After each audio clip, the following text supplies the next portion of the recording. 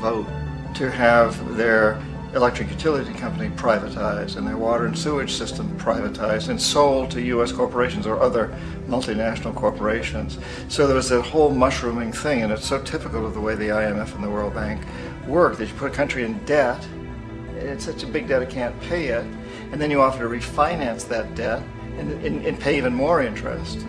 And you demand this quid pro quo, which you call a conditionality or good governance, which means basically that they've got to sell off their resources, including many of their social services, their utility companies, their school systems sometimes, their penal systems, their insurance systems, to foreign corporations.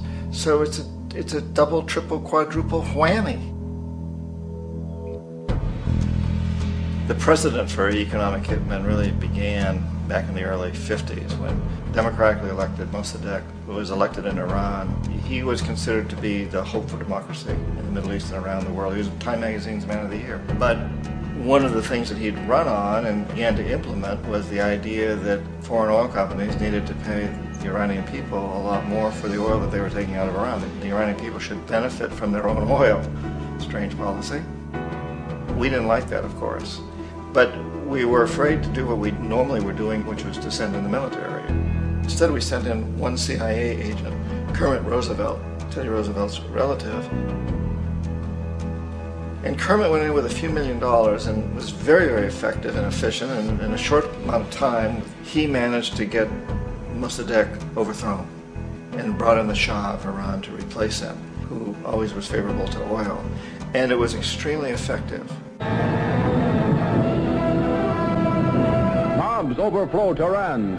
Army officers shout that Mossadegh has surrendered and his regime as virtual dictator of Iran is ended.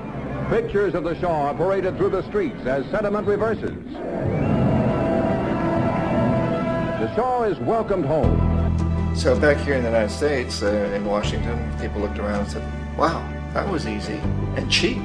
So this established a whole new way of manipulating countries, of creating empire. The only problem with Roosevelt was that he was a card-carrying CIA agent, and had he been caught, the ramifications could have been pretty serious. So very quickly at that point, the decision was made to use private consultants to channel the money through the World Bank or the IMF or one of the other such agencies, to bring in people like me who worked for private companies, so that if we got caught, there would be no governmental ramifications.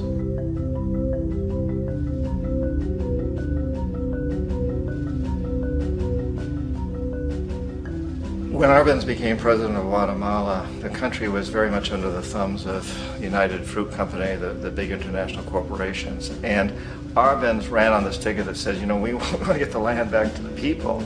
And once he took power, he was implementing policies that would do exactly that, give land rights back to the people. United Fruit didn't like that very much. And so they hired a public relations firm, launched a huge campaign in the United States to convince the United States people, the citizens of the United States, and the press of the United States, and the Congress of the United States, that Arbenz was a Soviet puppet, and that if we allowed him to stay in power, the Soviets would have a foothold in this hemisphere. And that at that point in time was a huge fear on everybody's mind, the Red Terror, the Communist terror. And so, to make a long story short, out of this public relations campaign came a commitment on the part of the CIA and the military to take this man out. And in fact, we did. We sent in planes, we sent in soldiers, we sent in jackals, we sent everything in to take him out, and did take him out. And as soon as he was removed from office, the new guy that took over after him basically reinstated everything to the big international corporations, including United Fruit.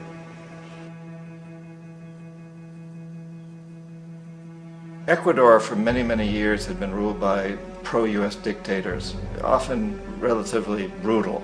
Then it was decided that they were going to have a truly democratic election. Jaime Roldos ran for office, and his main goal, he said, as president would be to make sure that Ecuador's resources were used to help the people. And he won, overwhelming, by more votes than anybody had ever won anything in Ecuador. And he began to implement these policies to make sure that the profits from oil went to help the people. Well, we didn't like that in the United States. I was sent down as one of several economic hitmen to change Roldos, to corrupt him, to bring him around, to let him know, you know, okay, you know, you can get very rich, you and your family, if you play our game, but if you continue to try to keep these policies you've promised, you're going to go. He wouldn't listen. He was assassinated. As soon as the plane crashed, the whole area was cordoned off. The only people allowed in were U.S. military from a nearby base and some of the Ecuadorian military. When an investigation was launched, 2 of the key witnesses died in car accidents before they had a chance to testify. A lot of very, very strange things that went on around the assassination of Jaime Roldos. I, like most people who've really looked at this case, had absolutely no doubt that it was an assassination. And of course, in my position as an economic hitman, I was always expecting something to happen to Jaime, whether it be a coup or assassination, I wasn't sure, but that he would be taken down because he was not being corrupted. He would not allow himself to be corrupted the way we wanted to corrupt him. Omar Torrijos, president of Panama, was, you know, one of my favorite people. I really, really liked him. He was very charismatic. He was a guy who really wanted to help his country. And when I tried to bribe him or corrupt him, he said, look, John, he called me Juanito. He said, look, Juanito, I don't need the money. What I really need is for my country to be treated fairly. I need for the United States to repay the debts that you owe my people for all the destruction you've done here. I need to be in a position where I can help other Latin American countries win their independence and be free of this terrible presence from the north that you people are exploiting us so badly. I need to have the Panama Canal back in the hands of the Panamanian people. That's what I want. And so, leave me alone. Don't try to bribe me.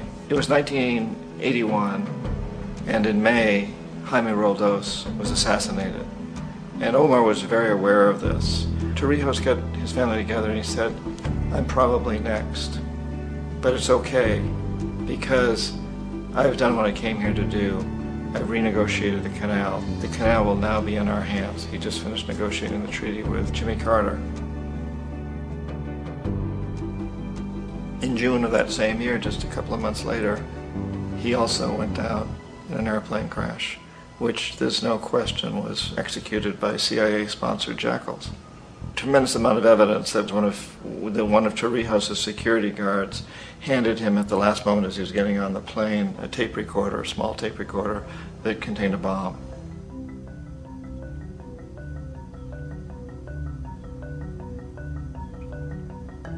It is interesting to me how this system has continued pretty much the same way for years and years and years, except the economic hitmen have got better and better and better. Then we come up with, very recently, what happened in Venezuela.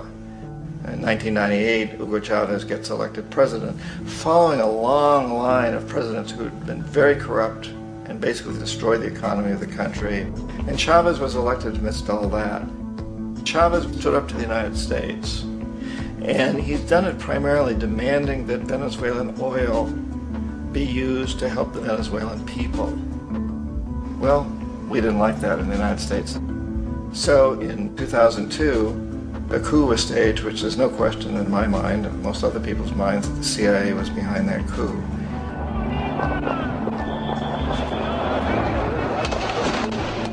The way that coup was